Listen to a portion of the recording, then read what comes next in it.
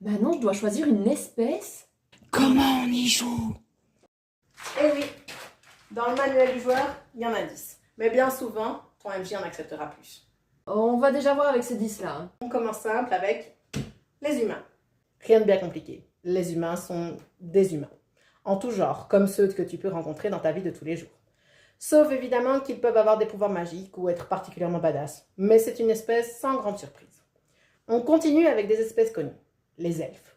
Les oreilles pointues, l'immortalité, tout ça tu connais. Il y a plusieurs types d'elfes en fonction d'où ils proviennent. Les nains. Petits, robustes, ils sont connus pour travailler la pierre. Les alphelins, c'est l'équivalent des hobbits.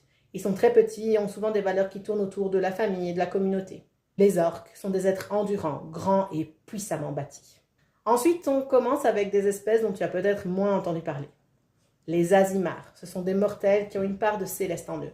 Un Azimar, c'est un peu un demi-dieu. Les Drachéides sont des espèces de lézards bipèdes descendants des dragons. Ils ont d'ailleurs un souffle comme celui des dragons. Les gnomes sont des petites créatures qui sont souvent associées à des arcano-mécaniciens, des créateurs de machines magiques. Les Goliaths sont des descendants des géants. Ils peuvent par moments en atteindre la taille, d'ailleurs. Les Tieflins ont des ancêtres félons, que certains vénèrent et d'autres déplorent. En fonction de l'ancêtre, tu as évidemment des types différents. C'est tout ce que je dois savoir pour créer mon personnage? Globalement, oui. En tout cas, je pense que tu as assez d'informations pour te faire une première idée.